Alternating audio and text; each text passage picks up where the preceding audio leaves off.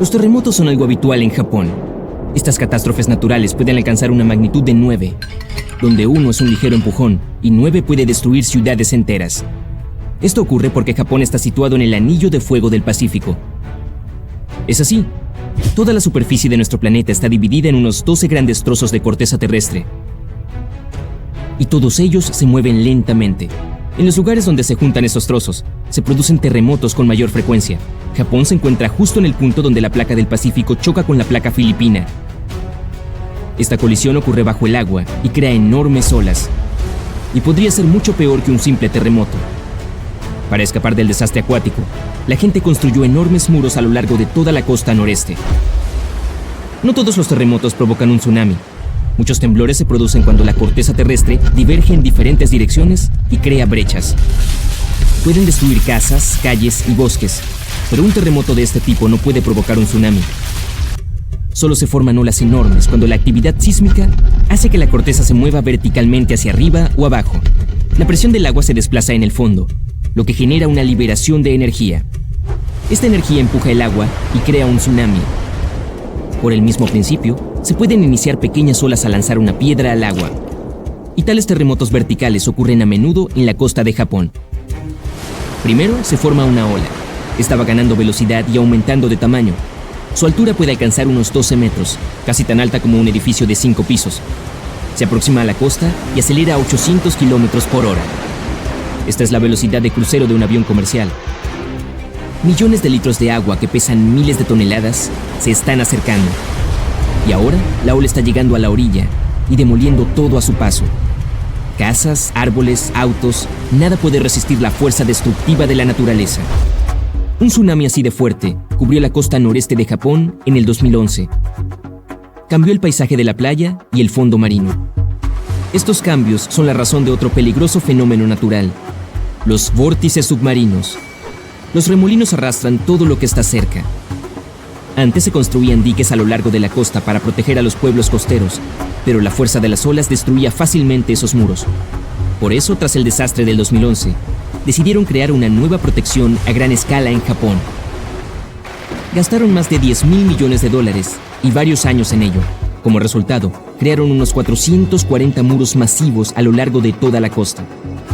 Combinaron estas secciones en una gran presa de casi 400 kilómetros de largo y 13 metros de alto. Se supone que la construcción debe proteger la costa contra fuertes tsunamis. Pero aún así, el gobierno ha trasladado a algunos pueblos costeros a terrenos más altos. También ha prohibido la construcción de cualquier cosa junto a la costa. A pesar de la protección que les brinda, muchos lugareños no están contentos con el muro. Es un gran problema para la industria pesquera. El muro bloquea el acceso al océano, por lo que los barcos y botes no pueden atracar en la costa. Algunas personas están descontentas porque sus ventanas dan ahora al muro de concreto en lugar de dar al océano azul.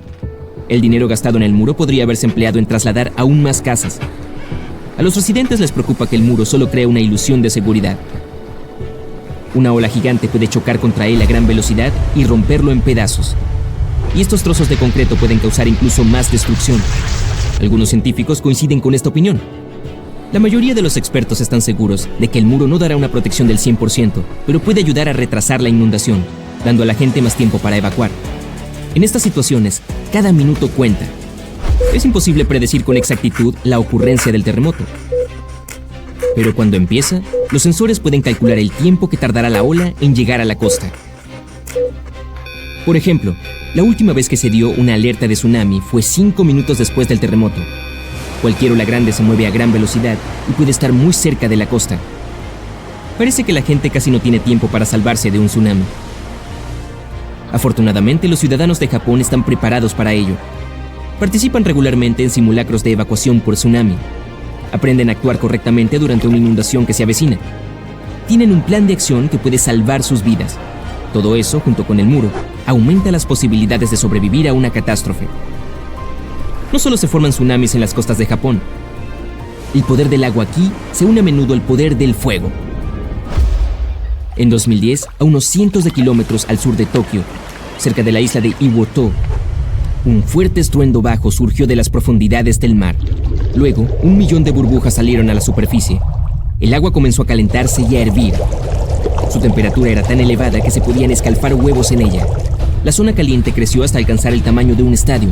Todo esto iba acompañado de una enorme cantidad de vapor sobrecalentado que llenaba todo el aire alrededor.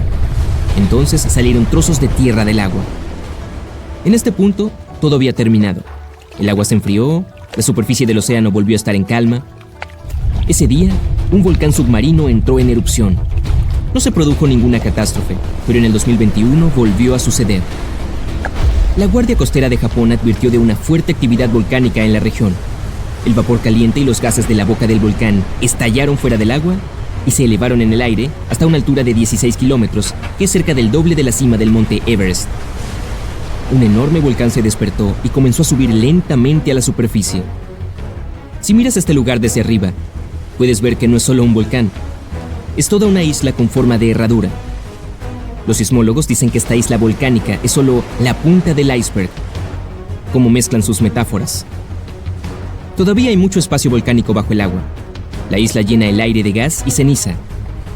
El cielo se vuelve gris. Los científicos siguen vigilando el volcán, pero no saben qué consecuencias puede tener.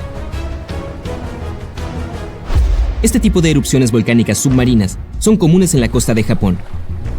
Pero el evento en sí es único. Los volcanes submarinos no explotan y no liberan flujos de lava hacia arriba. La enorme cantidad de agua que hay sobre ellos crea una gran presión. En cuanto el magma sale, el agua lo presiona de inmediato hacia el fondo del mar. Millones de litros de lava se hunden, enfrían y solidifican alrededor del volcán. Esta lava forma una gruesa capa de roca terrestre. La mayoría de las erupciones submarinas no provocan ningún cambio en la superficie del océano, pero para hacer aparecer una isla en la superficie, un volcán necesita mucho magma. La siguiente erupción volcánica crea otra gruesa capa de este. Pasan millones de años y los flujos de lava forman montañas. Las constantes erupciones aumentan la altura del fondo marino. Capa a capa, la lava enfriada se eleva cada vez más. Y entonces, un día, aparece en la superficie y se convierte en una isla. Así, en 2013, apareció un pequeño trozo de tierra junto a una isla ya existente. Emergiendo del agua, el volcán comenzó a crecer lentamente y finalmente se conectó con la isla. El área de esta isla aumentó en 12 veces después de 2 años. De esta isla siempre sale vapor y su superficie está llena de flujos de lava supercalientes. El volcán se comporta de forma inestable y nadie sabe cuándo se va a calmar.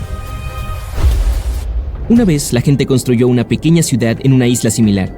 Este lugar sigue existiendo hoy en día. Se encuentra al sur de Tokio y se llama Aogashima.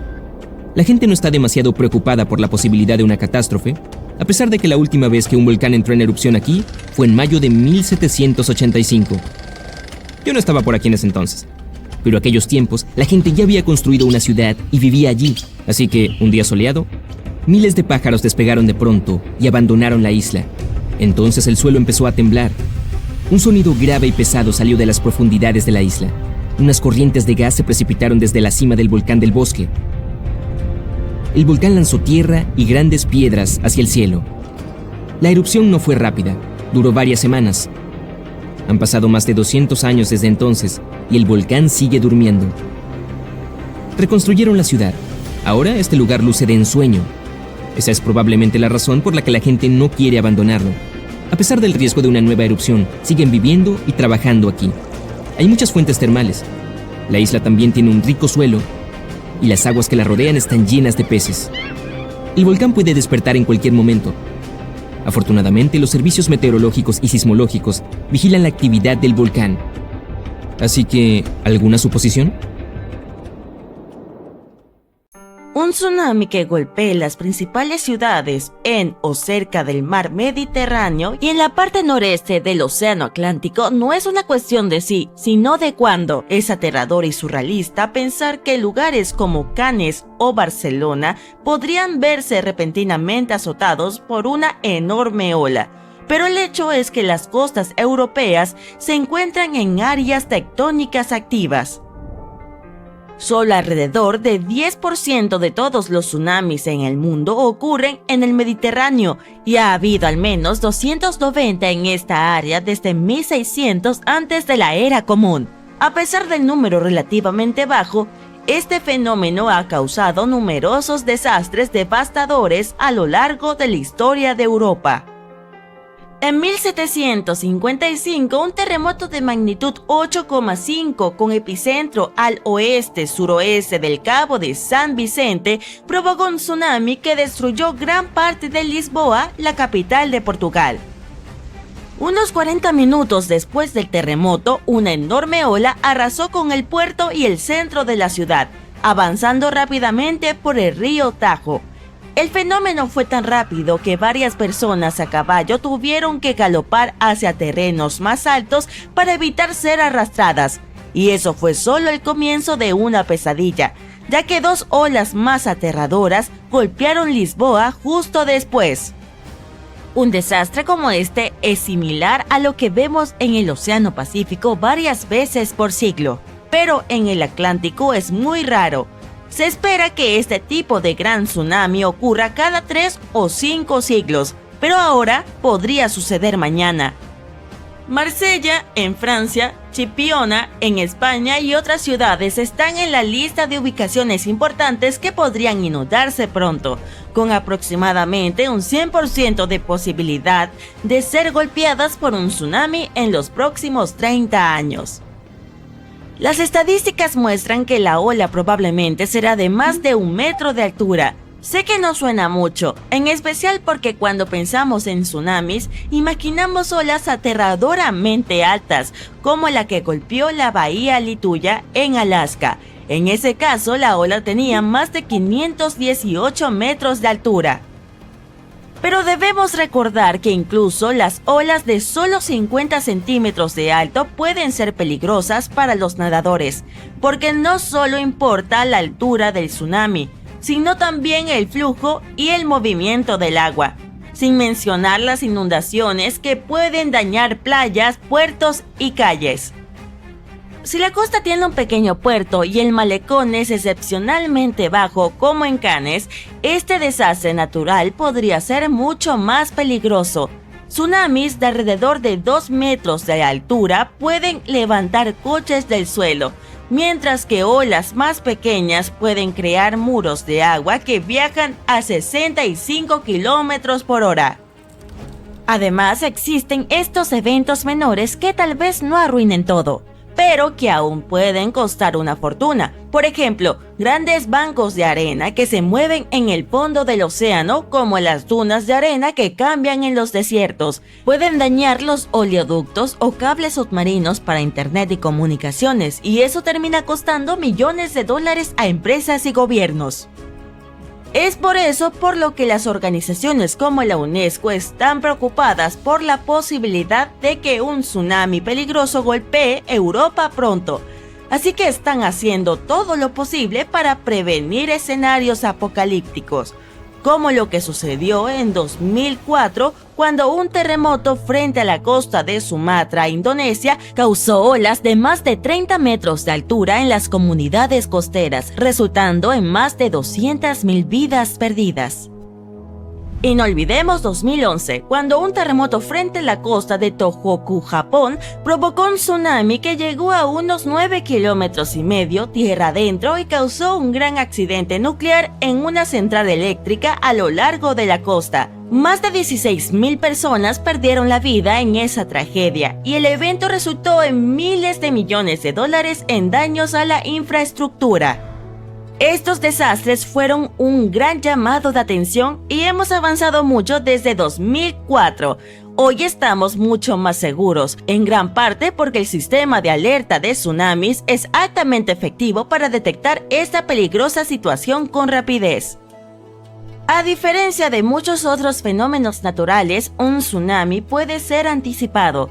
Quizás solo tengamos unos minutos para actuar, pero si todos sabemos qué hacer, se pueden salvar muchas vidas. Y en la mayoría de las partes del mundo, las sirenas se utilizan comúnmente para alertar a la gente sobre tsunamis. Para activar la sirena lo antes posible, las alertas iniciales de tsunami generalmente se basan solo en datos sísmicos. Primero, los especialistas reciben información sobre un terremoto. Las ondas sísmicas viajan aproximadamente 100 veces más rápido que los tsunamis, por lo que tienen suficiente tiempo para analizar los datos y determinar si el terremoto podría haber generado un tsunami y si deberían emitir una alerta inicial. En los centros de alerta de Estados Unidos, por ejemplo, los científicos generalmente emiten alertas iniciales dentro de los 5 minutos posteriores a un terremoto. Si se sospecha un tsunami, estas alertas también pueden incluir información sobre los tiempos de llegada de las olas, acciones recomendadas e impactos potenciales. Pero dar la alarma no es suficiente. Para salvar vidas, las comunidades costeras también necesitan ser entrenadas para responder rápidamente y de la mejor manera posible. Por eso la UNESCO produjo este programa llamado Tsunami Ready, dirigido a capacitar a las personas que viven en áreas costeras en riesgo sobre cómo actuar en caso de un evento de tsunami para el año 2030. La idea es ayudar a las comunidades a mantenerse seguras, enseñándoles cómo proteger sus medios de vida y resguardar sus hogares. Ser reconocida como Tsunami Ready por la UNESCO no significa que una comunidad sea a prueba de tsunamis. Por supuesto, es más bien un reconocimiento de que han adoptado todas las medidas posibles para mitigar los riesgos de tsunamis. Así que las autoridades están ayudando a las comunidades a prepararse instalando señales de evacuación, estableciendo procedimientos de seguridad y creando planes para alertar a los turistas, como España, que distribuyó señales de advertencia de tsunamis a lo largo de toda la costa, así como señales que muestran rutas de evacuación hacia terrenos más altos. Y España debe estar preparada, quiero decir, solo 7 tsunamis han golpeado el país desde el año 365, así que es difícil predecir los efectos de un evento así, pero podrían ser devastadores, considerando que las áreas costeras españolas son tan económicamente importantes. También hay una zona de peligro en la falla de Averroes, debajo del mar de Alborán. Si ocurre un terremoto en este punto, la gente tendrá solo 21 minutos para escapar de un tsunami. La UNESCO también ha establecido 12 centros de alerta de tsunamis, que abarcan Europa también. Esta iniciativa incluye 5 centros ubicados en las regiones del Mediterráneo y en el noreste del Atlántico. Estos centros pueden salvar miles de vidas porque monitorean las perturbaciones oceánicas las 24 horas del día, los 7 días de la semana. Luego, tras analizar la amenaza, envían mensajes basados en el potencial de... Saliste con tus amigos para cenar. Dejas tu bebida en el mostrador y vas a ayudar a tu amigo a preparar algunos postres. Cuando regresas, notas el líquido en tu taza. Está chapoteando y los cubitos de hielo parecen barcos en un mar embravecido. Ahora tú también lo sientes. En el techo, el candelabro se balancea como loco. Entonces escuchas a alguien gritar ¡Terremoto! La casa y todo lo que hay en ella se balancea hacia adelante y hacia atrás. Intentas correr para cubrirte, pero el temblor te mantiene atascado en el lugar, luchando por mantener el equilibrio. Los armarios parecen poseídos y vasos y platos salen volando y se estrellan contra el suelo. Los estantes de libros se caen y todo lo que cuelga de las paredes se balancea y se desmorona. Te agachas debajo de la mesa del comedor, tratando de no lastimarte con todos esos platos rotos. Sí, has pasado por terremotos antes, pero ninguno como este. Revisas tu teléfono, típico, sin señal. No puedes creer lo que está a punto de suceder. Los gritos se hacen más fuertes y de repente toda la casa se derrumba. El terremoto más grande jamás registrado ocurrió en Chile en 1960. El desastre llegó por la tarde, justo cuando todos estaban descansando. Para causar un daño grave que cambie la vida, debe tener una magnitud de alrededor de 7 en la escala de Richter. Este fue de 9,5. Esta parte de Chile se encuentra justo al lado del llamado Anillo de Fuego, el área volcánica sísmica más activa del mundo, a lo largo del borde del Pacífico. El temblor inicial duró alrededor de 10 minutos y después de 2 días, muchas réplicas aún eran lo suficientemente fuertes como para hacer estallar un volcán en el sur del país. Pero ahí no terminó. El terremoto desató una serie de maremotos en todo el Océano Pacífico. Algunos alcanzaron más de 25 metros de altura. Las olas y el terremoto fueron tan fuertes que incluso afectaron a Hawái, Japón y Filipinas. Causó alrededor de $500 millones de 1960 en daños. Muchos se quedaron sin hogar. Gran parte de la infraestructura también fue destruida. Los edificios hasta donde se alcanzaba la vista se derrumbaron y los escombros se amontonaron por todas partes. Los científicos estiman que este terremoto fue tan poderoso que desplazó el eje de la Tierra, haciendo que nuestros días sean de 1,6 microsegundos más cortos. Puede que no parezca mucho, pero piénsalo. Solo un desastre natural fue lo suficientemente fuerte como para hacer que el tiempo se moviera. Muchas de las ciudades costeras fueron arrasadas y las inundaciones se extendieron. La economía cayó en espiral. Según estudios, si este terremoto ocurriera hoy, causaría más de $20,000 millones en daños. Entonces, ¿qué pasaría si un terremoto del doble de esa magnitud golpeara sin previo aviso? Para empezar, probable que sientas los efectos aún más lejos. Los maremotos no solo golpearían las costas de Japón y Filipinas, sino que se trasladarían aún más a China, Corea, Vietnam e incluso a Australia. Y esas olas serían significativamente más altas que 25 metros, quizá el doble. Eso es como 8 jirafas apiladas una encima de la otra surfeando en tu camino. Si vivieras en la costa, notarías las olas. Si ves que el agua retrocede y puedes observar prácticamente lo que todos los peces llaman hogar, sabrás que es hora de correr. Lo más probable es que se acerque un tsunami. Digamos que realmente sucede. Estás atrapado entre los escombros, sin saber qué está pasando. Logras liberarte y escapar al aire libre, y no estás solo, porque todas las casas del vecindario se han convertido en montones de ladrillos y escombros. Los puentes también se derrumbaron, dejando a la gente varada a ambos lados. Miras a tu alrededor, te quitas el polvo y te apresuras a buscar ayuda. Camiones de bomberos y ambulancias circulan entre los coches averiados y los escombros. Intentas llegar a tu auto, pero las réplicas te golpean y te tiran a la acera. Con todas las torres de telefonía celular caídas, no puedes llamar a nadie con tu teléfono. Te tiemblan las rodillas, pero te las arreglas para salir. Una vez que llegas a tu coche, lo ves aplastado bajo una roca, como una lata de refresco gigante. Continúas a pie y finalmente llegas al centro. Parece como si un gigante se hubiese enojado y derribado todos los edificios. Sigues adelante y tratas de ver si puedes encontrar ayuda. Sin previo aviso, tu teléfono vibra. Lo revisas y ves 1000 notificaciones sobre un terremoto de magnitud 20. Todavía estás temblando, pero eres solo tú. El suelo está quieto por ahora. Escuchas algo en la distancia, corriendo hacia ti. A tu derecha ves maremotos tan altos como edificios que se acercan. Aún en estado de shock, sin saber qué hacer, ahora recobras el sentido y corres. Ni siquiera sabes qué camino tomar. Hay un tsunami justo detrás de ti, y frente a ti hay edificios derruidos y rocas y concreto aún cayendo por todas partes. Espera, hay un edificio que de alguna manera todavía está en pie. Necesitas subir a esa cosa. Llegas al ascensor, pero está atascado. No es sorprendente. Subes las escaleras lo más rápido que puedes, tropezándote con vidrios rotos y yeso, pero siempre logrando volver a pararte. Miras por una ventana y ves el agua. Está tan cerca. Estás casi en la cima. Unos cuantos metros más y... ¡Uy! El agua entra en el edificio y te arrastra hacia abajo al menos 2 pisos. Apenas puedes ver nada. Aún así, sabes que debes nadar, pero el agua sigue empujándote hacia abajo. Después de unos 30 segundos logras nadar hasta salir y continúas subiendo hasta la cima. Te arrastras hasta el último piso y te derrumbas en el techo. Estás a salvo, por ahora. El maremoto sigue siendo fuerte, abriéndose camino a través del devastado centro de la ciudad.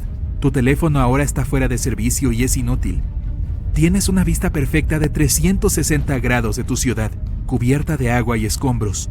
El suelo empieza a temblar de nuevo. Piensas en quedarte sentado hasta que todo esto termine, esperando un helicóptero de rescate. Pero luego una fuerte explosión que casi te rompe los tímpanos sacude el suelo aún más. A lo lejos, el humo se eleva y pronto cubre todo el cielo. La oscuridad esconde el sol de la mañana. Ahí es cuando puedes ver la lava disiparse en el aire y aterrizar cerca. Esta forma un río que fluye hacia la ciudad, cuadra por cuadra. Con tanto movimiento sísmico y la alta intensidad del terremoto, las placas tectónicas del mundo se han desplazado de modo que el magma se abre camino hacia la superficie de la Tierra. El vapor comienza a salir y entonces el calor te golpea. Ves que el magma cubre el suelo con una manta, devorando todos los coches a su paso. Lo peor es que el magma está derritiendo los cimientos de los edificios que lograron resistir el terremoto y el tsunami. Los edificios en la distancia ahora están hundiéndose y colapsando en la piscina de lava que ha reemplazado a tu ciudad. Uno a uno, todos descienden. Eso significa... El edificio en el que estás parado también se tambalea. Está a punto de fallar. Ahí es cuando ves la luz. Miras hacia arriba y ves un helicóptero arriba en la distancia. Agitas los brazos, corres, saltas, cualquier cosa para llamar la atención. Y funciona. El helicóptero hace algunos círculos y finalmente te lanzan una escalera de cuerda. A medida que te levantan en el helicóptero, observas bien el mundo debajo de ti mientras se mueve como fideos en un colador. Aterrizas a unas pocas millas y un médico te trata de inmediato en un centro de triaje de emergencia. Fuiste uno de los afortunados.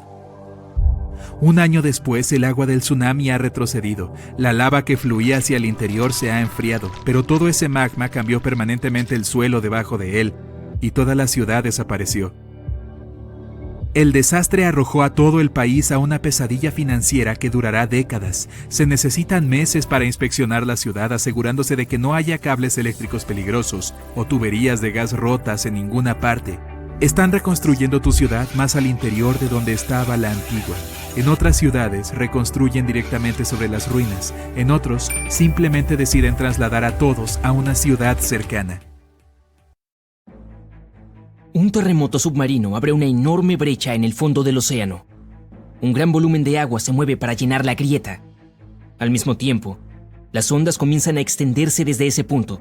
Al principio solo tienen 30 centímetros de altura, pero cuanto más se acercan a la orilla, más grandes se vuelven. Cuando las olas alcanzan aguas poco profundas, se vuelven más lentas. Su parte inferior llega a tierra firme primero. Esto crea un efecto de vacío que aleja el agua de la costa. El puerto y el fondo marino son visibles ahora. Y luego, una enorme pared de agua golpea la orilla. Borra todo lo que encuentra a su paso. Varios minutos después, suelen llegar más olas. O puede haber un deslizamiento de tierra cerca de una gran masa de agua. Enormes cantidades de bosque, tierra y rocas se deslizan hacia un lago u océano, produciendo enormes olas de tsunami. Las erupciones volcánicas son responsables del 5% de los tsunamis en el mundo. Pueden mover grandes volúmenes de agua y generar olas realmente gigantes. Algunos tsunamis son causados por meteoritos que chocan con nuestro planeta. Si uno de estos visitantes espaciales golpea el océano estando al rojo vivo, la fuerza de esta colisión desplazará suficiente agua para producir un tsunami extremadamente poderoso. Cuando comienza un tsunami, sus olas suelen tener solo 30 centímetros de altura. Así es como se ve una pequeña ola. Llega hasta la cintura de la persona promedio. Los surfistas llaman a estas olas bastante grandes la doble ola. El terremoto más grande jamás registrado ocurrió cerca de la costa del sur de Chile. Desencadenó un tsunami que llegó a Hawái, Japón y Filipinas. La ola más grande del tsunami era tan alta como un edificio de 5 pisos. La ola más grande jamás surfeada fue la mitad de alta que el Arco del Triunfo de París. Garrett McNamara estableció este récord en 2011 en Nazaré, Portugal. En 1995, los científicos demostraron la existencia de olas rebeldes, oleajes repentinos e inesperados. Ese día, vieron una ola de 25 metros. Era más alta que el avión de pasajeros más grande del mundo, el Airbus A380. La gigante estaba rodeada por olas más pequeñas de 6 metros de altura. Las olas del tsunami de Tohoku en 2011 fueron generadas por el terremoto más fuerte en la historia registrada en Japón. La ola más grande era casi la mitad de alta que el puente de Brooklyn. La erupción volcánica del Krakatoa en 1883 produjo el sonido más fuerte jamás escuchado en la superficie del planeta. La ola del tsunami más alta que formó la erupción fue tan alta como la Estatua de la Libertad. El tsunami del Día de los Inocentes de 1946 fue provocado por un poderoso terremoto cerca de Alaska. La ola más alta del tsunami fue un poco más alta que el Coliseo de Roma. El terremoto del Océano Índico sucedió en diciembre del año 2004. Fue causado por un poderoso terremoto submarino. Sus temblores produjeron una serie de olas de tsunami. La mayor de ellas casi alcanzó la altura de la torre inclinada de Pisa. Uno de los deslizamientos de tierra más desastrosos azotó el valle de Lodalen, en Noruega, en 1936. Un enorme trozo de roca, casi 2 veces más grande que la Torre Eiffel, se soltó y precipitó hacia el lago Lovatnet. Esto provocó una enorme ola de tsunami. Era casi tan alta como el Taj Mahal de la India. El mega tsunami de Groenlandia de 2017 fue provocado por un deslizamiento de tierra masivo en uno de los fiordos. Las olas que inundaron la orilla alcanzaron la altura del Big Ben. Y una poderosa erupción volcánica provocó un deslizamiento de tierra de un domo de lava de 4.000 años de antigüedad. Esto desencadenó el mega tsunami del volcán Unsen. La ola más grande tenía la mitad de altura que la torre Space Needle de Seattle. El mega tsunami de Fogo ocurrió hace 73.000 años, cuando una parte del volcán Fogo se derrumbó en el mar. La ola más grande de este mega tsunami era tan alta como el monumento a Washington. Cuando los 457 metros superiores del monte Santa Elena volaron a causa de una erupción, provocaron un deslizamiento de tierra masivo. Una parte de esta avalancha se hundió en Spirit Lake, y esto provocó una ola de más de la mitad de altura de la Torre Eiffel. El mega tsunami de la presa de Vallon ocurrió cuando un deslizamiento de tierra arrastró 255 millones de metros cúbicos de bosque, tierra y rocas a un lago. Una ola colosal superó el borde de la presa, arrasando con todo a su paso. Su altura era mayor que la del puente Golden Gate. Un deslizamiento de tierra en la bahía Lituya, en Alaska, formó una mega ola, una de las más grandes jamás registradas. El mega tsunami surgió sobre el promontorio, arrastrando árboles, plantas y tierra hasta el lecho de roca. La ola alcanzó más de la mitad de la altura del Burj Khalifa, la construcción más alta del mundo. Y un tercio del volcán East Molokai, en Hawái, se derrumbó y colapsó en el Océano Pacífico. Esto provocó un tsunami del tamaño del segundo edificio más alto del mundo, la Torre de Shanghái. Un terremoto de magnitud 15 tiene el potencial de destruir completamente nuestro planeta y evaporar toda el agua en cuestión de segundos, dejando la Tierra inhabitable. Más de 500.000 de terremotos ocurren anualmente, pero ninguno tiene una magnitud de 15. El 90% de los sismos ocurren en la aterradora zona del Cinturón de Fuego, ubicada alrededor del Océano Pacífico. El suelo allí es como gelatina, tiembla casi constantemente. El terremoto más poderoso que ha golpeado la Tierra tuvo una magnitud de 9,5. Tanta potencia puede alargar o acortar el día, pero probablemente hay un terremoto en los confines de tu propia casa ahora mismo causado por una partícula de polvo que aterriza en una mesa, aunque tiene una potencia de 15 grados negativos. Los terremotos ocurren cuando las placas tectónicas se mueven. Son como piezas de Lego que no están bien encajadas, y cuando se mueven hacia arriba, hacia abajo o chocan entre sí, el suelo también se mueve, desencadenando terremotos. Esta energía tectónica funciona como una batería. Almacena energía durante mucho tiempo, por ejemplo, unos 500 años. Cuando esta energía almacenada se libera en una explosión repentina, las consecuencias son devastadoras. Incluso las estructuras más fuertes sucumben a esta fuerza implacable que deja un rastro de destrucción en su camino. En algunos casos, los terremotos pueden desencadenar tsunamis y así amplifican el caos.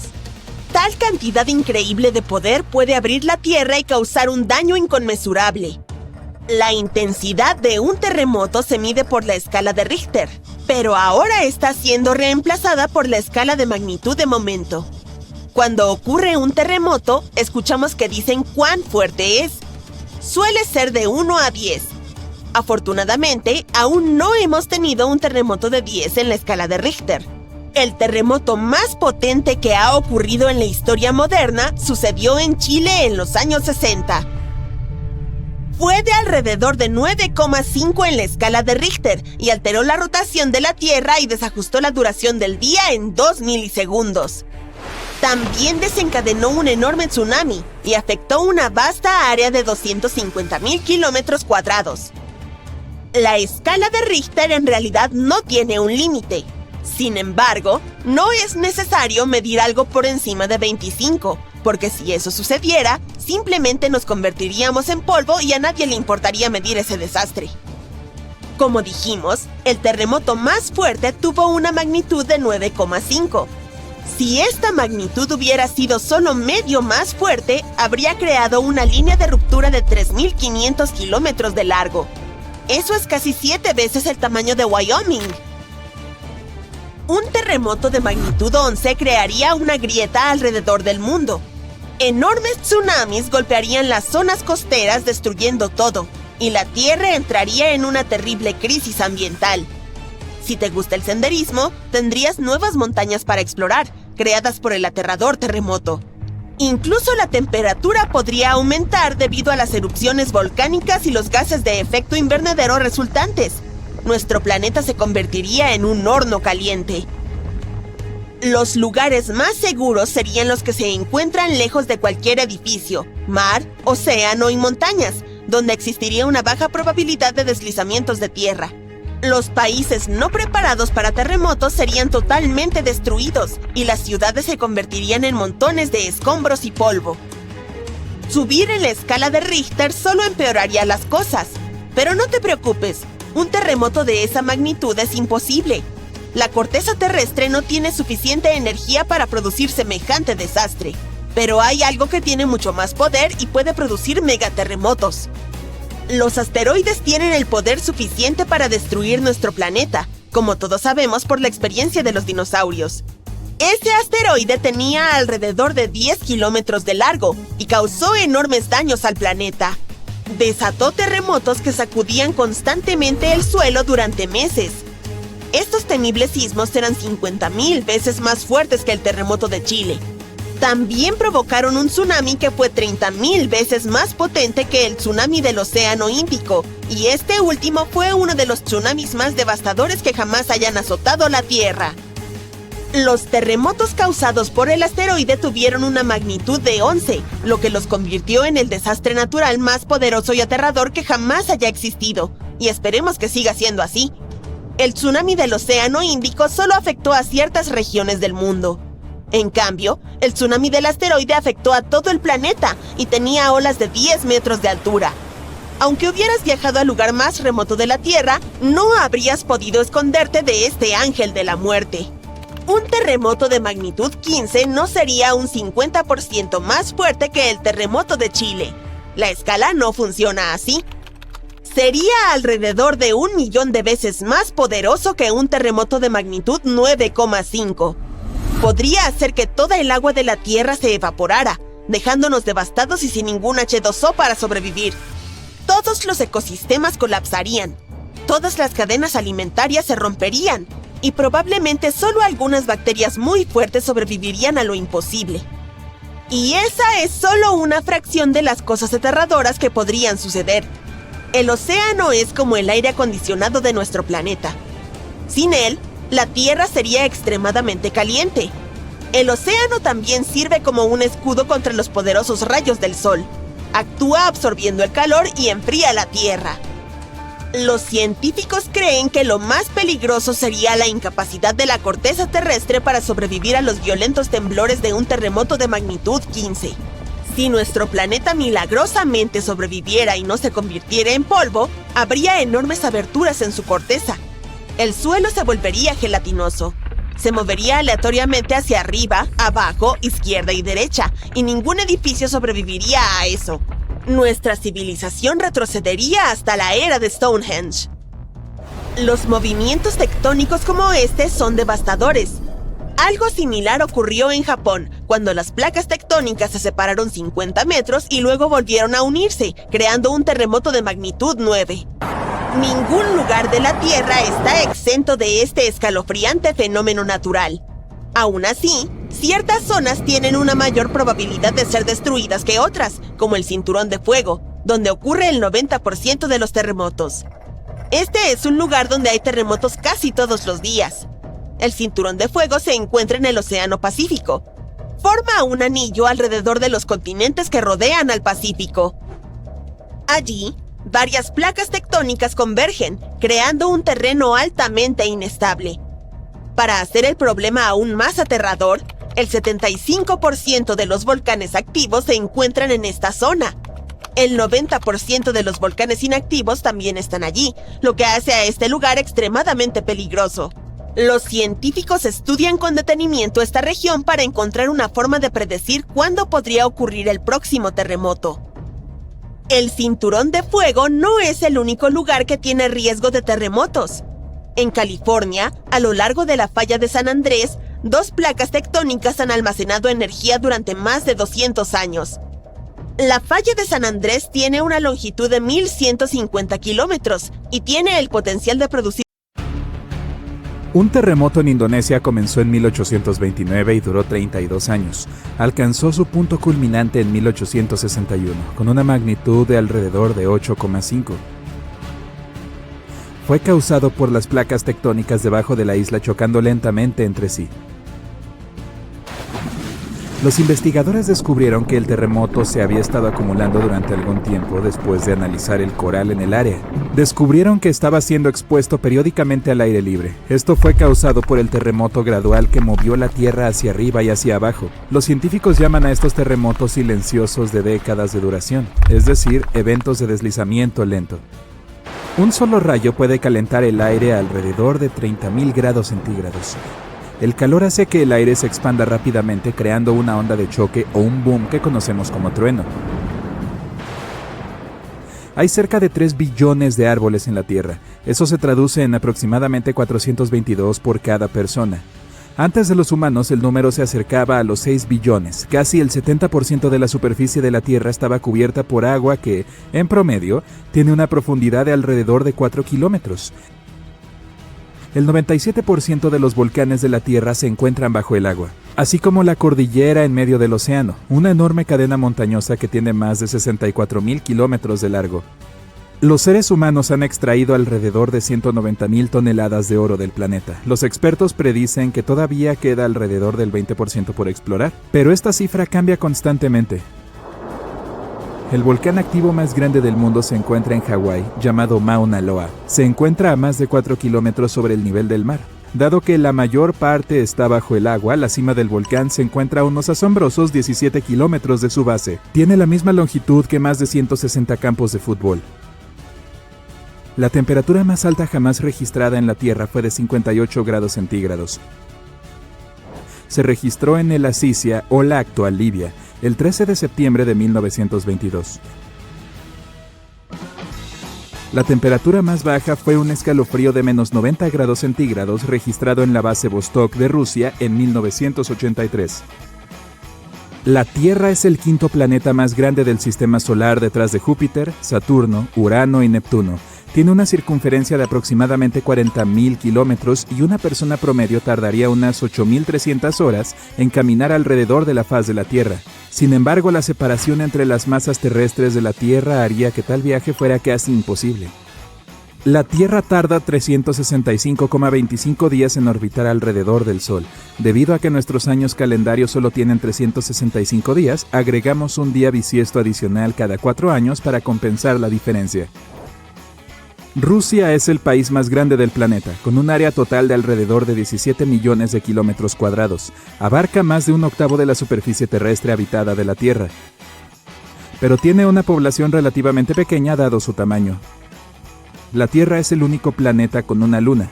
Mercurio y Venus no tienen lunas, mientras que todos los demás planetas tienen 2 o más. La Tierra tiene más de 4.000 millones de años. Los científicos calculan esto observando las rocas más antiguas del planeta, así como los meteoritos que se han estrellado. Utilizaron meteoritos que se formaron al mismo tiempo que la Tierra cuando se estaba formando el sistema solar. El suelo que pisamos es básicamente reciclado. El ciclo de las rocas del planeta convierte las rocas ígneas en sedimentarias, luego las transforma en rocas metamórficas y viceversa. Como la Tierra, nuestra Luna también experimenta terremotos. Son menos comunes e intensos que los que tenemos y son causados por el estrés de las mareas. Una tensión de marea es básicamente la relación entre la atracción gravitacional de la Luna sobre la Tierra y la de la Tierra sobre la Luna. A pesar de ser el 5º continente más grande, la Antártida contiene el 70% del agua dulce del planeta y aproximadamente el 90% es hielo. Bangkok es la ciudad más visitada del mundo con 23 millones de visitantes, solo en 2019. París, Londres, Dubái y Singapur constituyen las otras ciudades en el top 5. La capa más baja de la atmósfera de la Tierra se llama troposfera y es la razón por la que tenemos clima. La luz solar calienta la superficie del planeta, lo que hace que el aire caliente se eleve hacia la troposfera. Este aire luego se expande y se enfría a medida que la presión del aire disminuye y se hunde donde la Tierra lo calienta nuevamente. Los arrecifes de coral son las estructuras vivientes más grandes del planeta y algunos incluso son visibles desde el espacio. Los arrecifes de coral albergan la mayor cantidad de especies por área de cualquiera de los ecosistemas de la Tierra, incluso más que las selvas tropicales. La Tierra recibió su nombre hace unos 1000 años y proviene de la palabra alemana que significa el suelo, pero no hay evidencia que demuestre quién la nombró realmente. De todos los planetas, la Tierra es también el único que no lleva el nombre de una deidad griega o romana. El punto más profundo del océano es la Fosa de las Marianas, con 11 kilómetros por debajo del nivel del mar. Las costas cubren aproximadamente el 20% de la tierra de los Estados Unidos, pero albergan a más del 50% de la población de los Estados Unidos. La Tierra no es en realidad una esfera, es más bien como una bola aplastada que sobresale en el ecuador. La protuberancia es causada por la fuerza del giro de la Tierra, lo que hace que los polos norte y sur sean ligeramente planos. La Tierra gira sobre su eje, que es básicamente una línea recta imaginaria. La Tierra tiene estaciones porque el eje está inclinado, lo que hace que los rayos del Sol incidan más directamente en diferentes partes del planeta según la época del año. Si el Sol fuera tan alto como una puerta estándar, la Tierra tendría aproximadamente el tamaño de una moneda de 5 centavos. La tasa de rotación de la Tierra está disminuyendo gradualmente. Está sucediendo tan lentamente que se necesitarían hasta 140 millones de años para que la duración de un día aumente a 25 horas. El animal más grande de la Tierra es la ballena azul antártica. Puede alcanzar longitudes de 30 metros y pesa hasta 45 toneladas, que es aproximadamente lo mismo que 33 elefantes. La temperatura en el centro de la Tierra es aproximadamente la misma que la de la superficie del Sol, a casi 5.500 grados centígrados. La Tierra es unas 10.000 veces más antigua que los humanos. La Tierra tiene alrededor de 4.500 millones de años, mientras que los humanos han existido durante un máximo de 450.000 años. Hay alrededor de 34.000 especies de peces conocidas. Sin embargo, el número real es mucho más alto, ya que un enorme 95% de nuestros océanos aún no se ha explorado. La Ruta 66 de Estados Unidos es más larga que el viaje al núcleo de la Tierra. La distancia al núcleo es de aproximadamente 3.000 kilómetros y la Ruta 66 es de casi 4.000 kilómetros.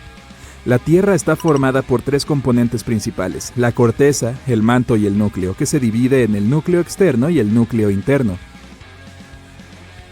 Los científicos han estimado que hay alrededor de 8,7 millones de especies en el planeta. De estas, entre 1 y 2 millones son animales, pero aproximadamente el 86% de las especies terrestres y el 91% de los peces aún no han sido descubiertos. Los astrónomos antiguos solían pensar que la Tierra era el centro del universo. Durante 2000 años creyeron que era estática, mientras otros cuerpos viajaban en órbita alrededor. En 1543, Copérnico publicó su modelo del sistema solar centrado en el Sol. La Tierra es el planeta más denso del sistema solar. La densidad varía a través de sus diferentes cortezas, pero la densidad promedio del planeta es de poco más de 5 gramos por centímetro cúbico. El monte Everest es el punto más alto del planeta. Su pico es la mayor altitud sobre el nivel del mar en alrededor de 9.000 metros. Cada año, 1 septillón de cristales de nieve caen sobre la Tierra. Eso es 1 billón de billones de copos de nieve. La nieve cubre aproximadamente el 31% de la superficie terrestre de la Tierra cada año. Del agua de la Tierra, solo alrededor del 3% es dulce. El otro 97% es salada. De ese 3%, aproximadamente el 2% está congelada en forma de hielo y glaciares.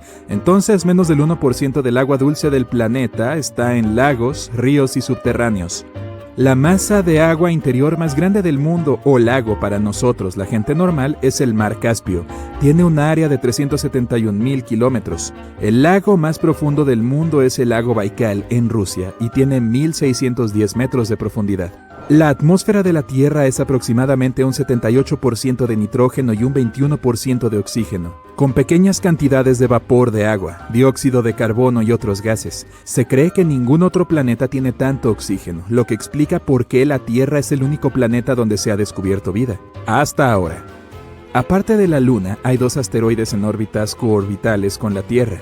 A veces llamada la segunda luna de la Tierra, 3753 Cruthin es un asteroide que parece estar siguiendo a la Tierra en órbita, pero en realidad sigue su propio camino alrededor del Sol.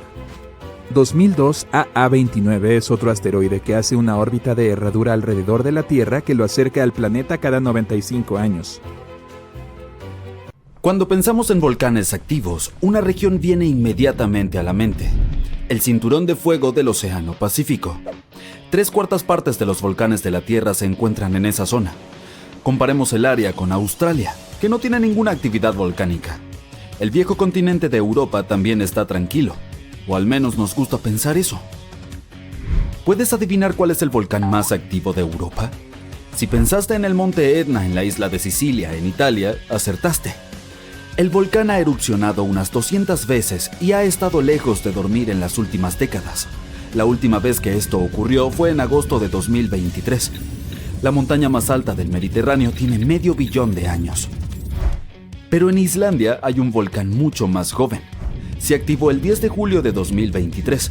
Por la tarde, 3 fisuras aparecieron en el suelo de una península al suroeste de la isla. Esto fue en la base de un pequeño pico montañoso, el Litli Rutur. Su nombre significa pequeño carnero en el idioma local. El volcán arrojó lava fundida a gran altura en el aire.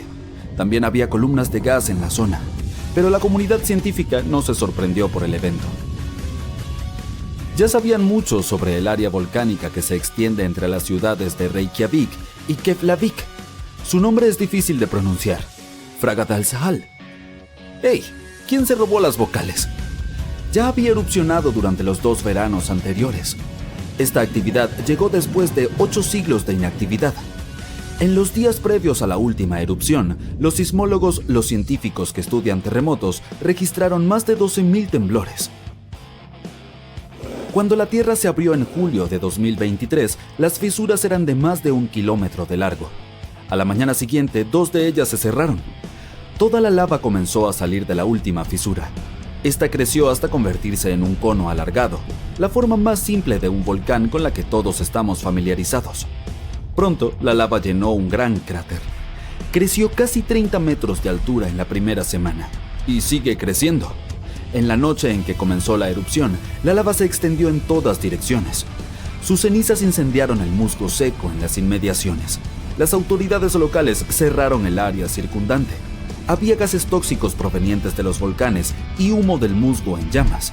Los bomberos acudieron a la zona. Después de una semana, proclamaron que el área era segura.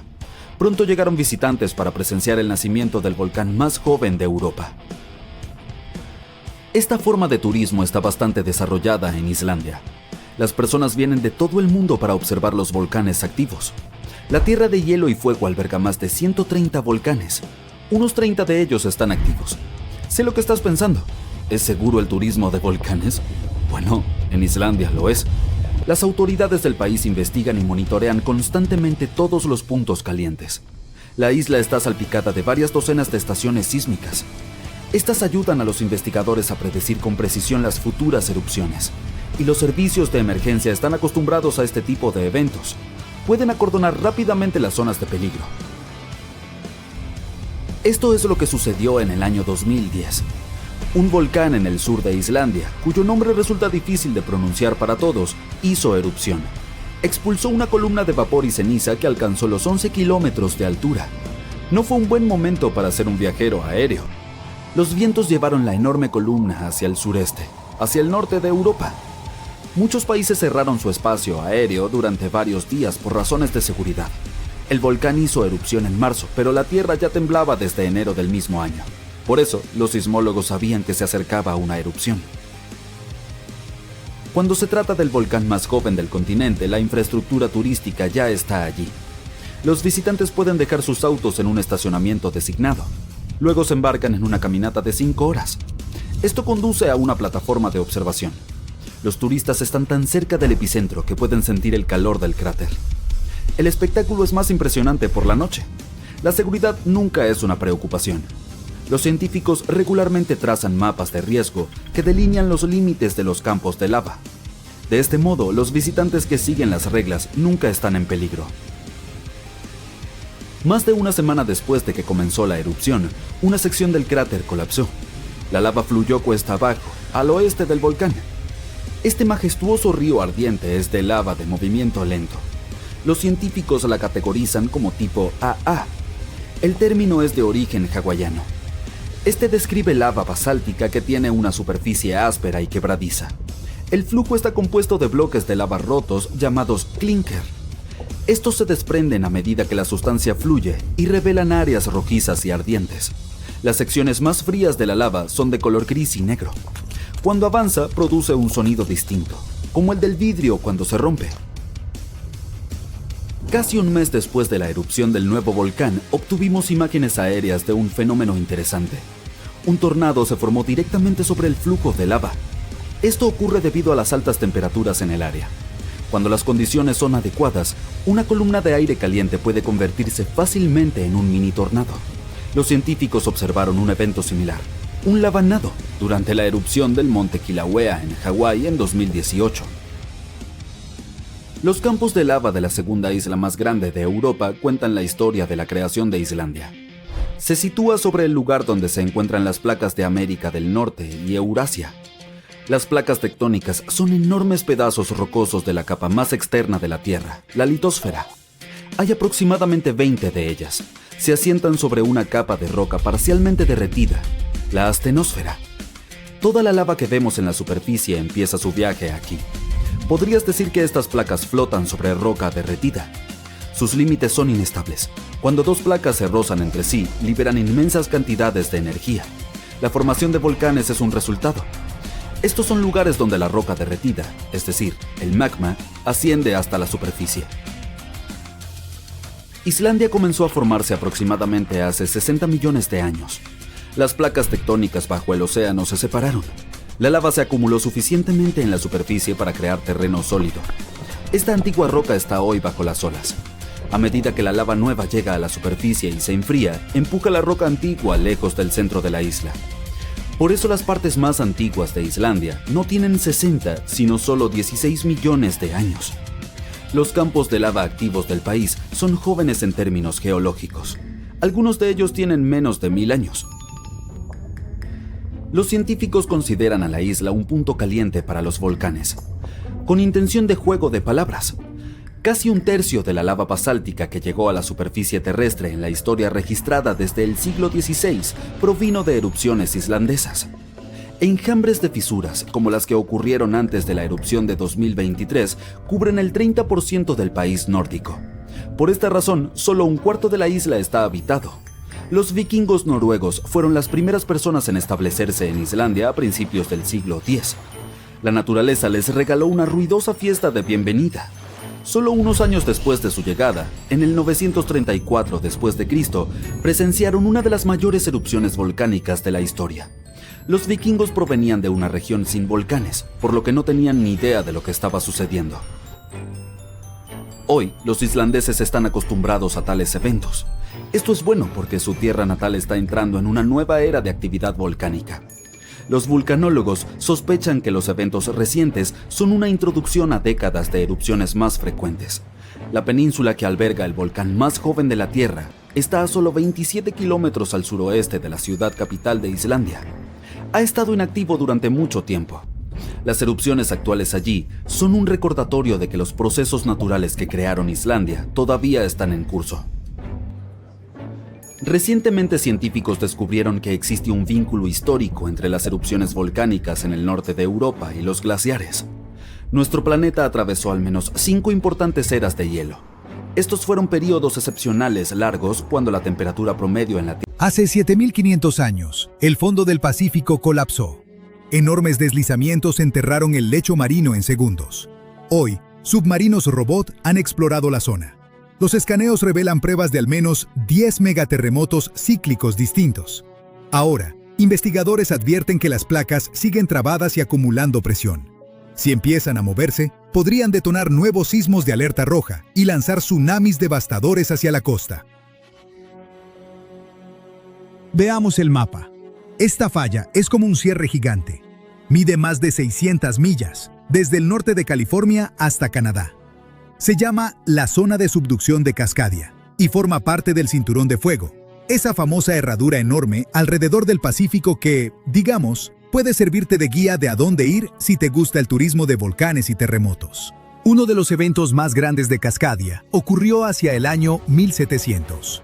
No hay registros escritos locales, pero sí existe una historia. Una conocida leyenda indígena cuenta una batalla épica entre un pájaro del trueno y una ballena. En la historia, el aleteo del pájaro del trueno hace temblar la tierra. Los coletazos de la ballena empujan el agua de mar tierra adentro. Al final, el pájaro del trueno la atrapa y la azota contra el suelo, sacudiendo la tierra misma. Muchos investigadores creen que esta leyenda nació del terremoto real de 1700. Pero no solo tenemos mitos fascinantes para completar el panorama. A inicios del siglo XVIII, funcionarios samurái registraron olas que inundaron aldeas y arrozales. Pero nadie sintió el sismo que debió ocurrir primero. Por eso, a este evento lo apodaron el tsunami huérfano. Pero sí tenía un padre, y a los científicos les tomó 300 años relacionarlo por fin con Cascadia. Para ver el pasado de Cascadia, investigadores mandaron robots submarinos a escanear el fondo con muchísimo detalle. Esperaban ver una grieta simple, pero lo que encontraron se parecía más a unos escalones submarinos gigantes. Algunos de esos escalones miden unos 10 metros, como un edificio de 3 pisos. Eso solo pasa cuando una gran parte del fondo marino se rompe, se desprende y se desliza de golpe, no poco a poco. Cuando eso ocurre, levanta una avalancha de lodo.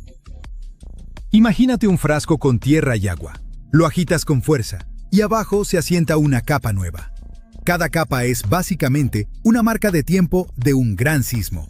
Cuando los científicos los contaron y fecharon, descubrieron 10 megaterremotos distintos que ocurrieron uno tras otro a lo largo de miles de años.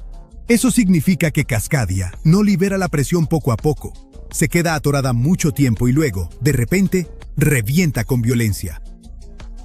Ese patrón hace que la zona de subducción de Cascadia se considere hoy uno de los sistemas de fallas más aterradores de Norteamérica. Entonces, ¿qué está pasando allá abajo? Las placas no se deslizan suavemente, están atoradas, y mientras siguen así, la costa se va doblando en silencio, como una regla que flexionas con las manos. No se ve dramático día con día, pero lleva siglos acumulando tensión. Cuando esa tensión por fin se rompe, la costa cae de inmediato. Los geólogos llaman a esto subsidencia cosísmica. Estamos hablando de que el suelo se hunde entre 6 y 8 pies, en vertical, en cuestión de minutos. Imagínate parado en la playa. El temblor se detiene y de pronto entiendes que el mar se te viene encima. No solo por una ola, sino porque la tierra donde estás parado literalmente se hundió y quedó por debajo del nivel del mar. Ese solo movimiento basta para desplazar el fondo marino y obligar al océano que está encima a reaccionar. Cascadia puede producir un sismo de magnitud 9.0. Eso es nivel máximo, catalogado como el evento natural más destructivo que puede ocurrir. Puede sacudir el suelo durante minutos, empujando y jalando todo de un lado a otro, hasta que edificios y puentes empiezan a derrumbarse. Un sismo de magnitud 9.0 también hace que el fondo marino vibre y se desplace. Se eleva en unas zonas, baja en otras, todo de golpe. Un tsunami empieza cuando el fondo marino se mueve y desplaza una enorme cantidad de agua. Si el fondo marino de pronto se eleva o se hunde, el agua que está encima se desplaza de inmediato. Y como toda esa agua tiene que ir a algún sitio, sale disparada hacia afuera en todas direcciones. En aguas profundas, esa ola casi nunca es alta. Se extiende a lo largo de mucha distancia, así que puede pasar bajo los barcos sin que nadie lo note. El peligro es la velocidad. En mar abierto, los tsunamis pueden viajar a unas 500 o 600 millas por hora. Es como recorrer de Nueva York a Detroit en apenas una hora. Con el tiempo, el océano empieza a amontonarse y a crecer a cada segundo. Cerca de la costa, puede elevarse decenas de pies y, en casos extremos, avanzar tierra adentro hasta unos 100 pies. Se traga la costa y luego jala todo de vuelta al mar con una sacudida brutal antes de que llegue el siguiente golpe. Pero eso no es todo. Cuando la falla se rompe, muchas veces provoca enormes deslizamientos submarinos. Cuando una gran parte del fondo marino colapsa, puede empujar el agua ahí mismo, como si aventaras una roca a una tina. En la zona de subducción de Cascadia, no solo te pega el terremoto, te cae un golpe doble, con la corteza moviéndose y las laderas desmoronándose al mismo tiempo. En partes de la costa de Oregón, expertos en emergencias dicen que el temblor podría durar de 5 a 7 minutos, suficiente para entender qué pasa y que todavía no termine. Luego viene la parte más aterradora. En algunos lugares, un tsunami puede llegar en 15 a 30 minutos. Recuerda, el sismo es una advertencia. Si estás en la costa y sientes un temblor fuerte y largo, no necesitas esperar una alerta al celular, una sirena, o que alguien en las noticias grite «tsunami». Durante el temblor, la recomendación básica es literalmente tirarte al suelo, cubrirte y sujetarte, manteniéndote lejos de ventanas y lámparas colgantes que puedan caerte encima. Por tentador que sea, no deberíamos detenernos a hacer de esto material para un reel. Antes de que pase algo, toma una decisión con la cabeza fría. Ubica el terreno alto más cercano y ve hacia allá. No cualquier subida, sino un punto real. Si alguna vez necesitabas una razón para conocer tu colonia, aquí la tienes. Tu instinto quizá te diga que te subas al coche y manejes, pero no lo hagas.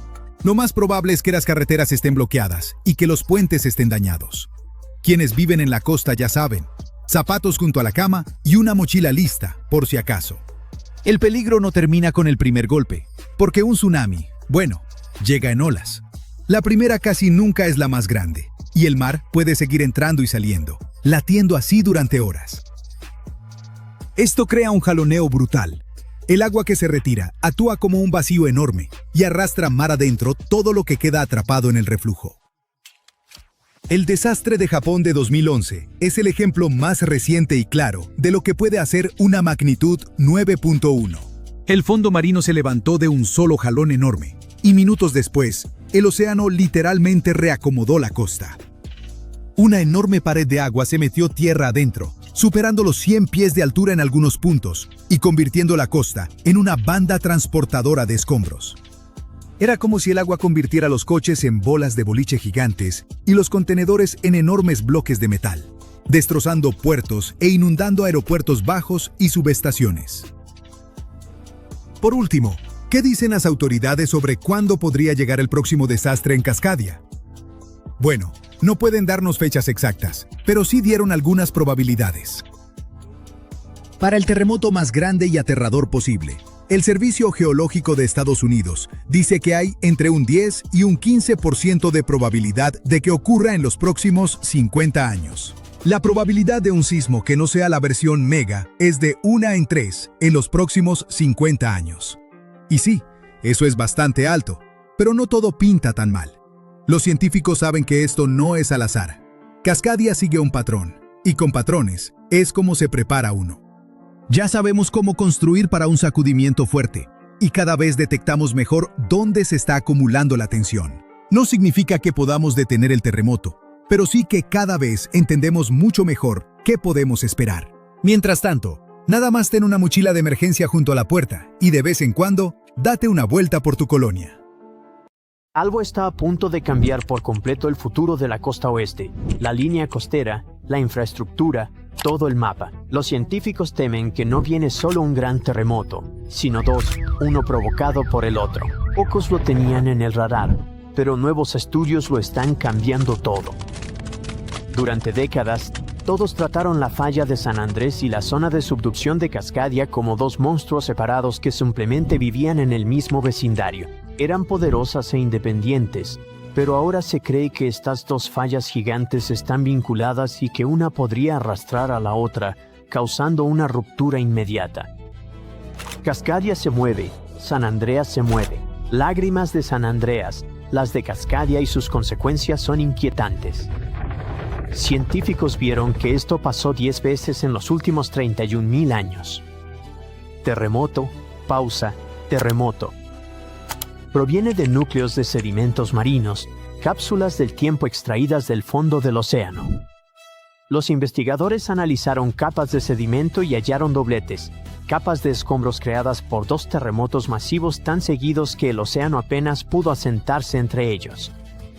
Ese descubrimiento nos lleva a la triple unión de Mendocino, el generador de problemas geológicos de la costa oeste. Es el lugar donde 3 placas tectónicas chocan y se rozan entre sí como engranajes mal alineados. También es la zona donde la falla de San Andrés se encuentra con Cascadia, lo que la convierte en el lugar perfecto para que se formen estos dobles terremotos. Los cambios de tensión causados por una ruptura en una falla viajan directamente a través de esta unión y desestabilizan la otra. No pasa nada cuando esto le ocurre a un librero. Cuando mueves un libro, otros 3 se mueven también. Pero cuando lo piensas como una costa con millones de personas, ciudades enteras, infraestructura importante, de inmediato se vuelve aterrador. Para mucha gente que vive en la costa oeste, la falla de San Andrés se siente como un problema de California y Cascadia como un problema de Oregón y Washington.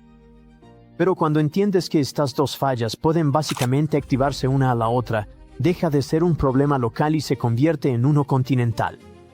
Un megaterremoto en Cascadia por sí solo puede alcanzar una magnitud de 9.0 o más, abrir entre 600 y 700 millas del fondo marino, y enviar un tsunami rugiendo hacia la costa del Pacífico, y podría ser solo el primer sismo. Y luego, tal vez minutos después, la falla de San Andrés se activa en el norte de California. El temblor podría recorrer el estado como un cierre abriéndose en una chamarra, y si va en la otra dirección, podría ser igual de grave. Si la falla de San Andrés se rompe primero, el estrés resultante puede desestabilizar la zona de subducción de Cascadia.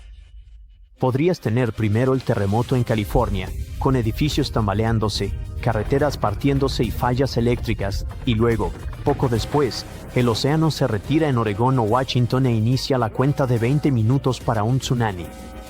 Es el tipo de reacción en cadena que no quieres ni siquiera en un videojuego, mucho menos en la vida real. Este descubrimiento también nos dice algo inquietante sobre el terremoto de 1700, el que envió un tsunami tan grande a través del Pacífico que llegó a Japón sin previo aviso. Los pescadores japoneses llamaron a esa ola el tsunami huérfano porque llegó sin que se sintiera ningún temblor. Solo siglos después, los científicos descubrieron que provenía del noroeste del Pacífico, pero hasta hace poco, nadie sabía que la falla de San Andrés también pudo haber sentido ese evento, e incluso pudo haberse deslizado o desestabilizado por eso. Así que toda la costa oeste pudo haberse movido al mismo tiempo. Y hemos llegado a la parte más aterradora. Todo esto no se trata de si va a pasar, sino estrictamente de cuándo. Las fallas tienen un ritmo, un paso y un latido geológico. Hemos visto cómo se comportan a lo largo de miles de años. Sabemos lo que hicieron, y ahora sabemos que a veces lo hacen en secuencia. El verdadero miedo no es el primer temblor. California ya espera uno grande.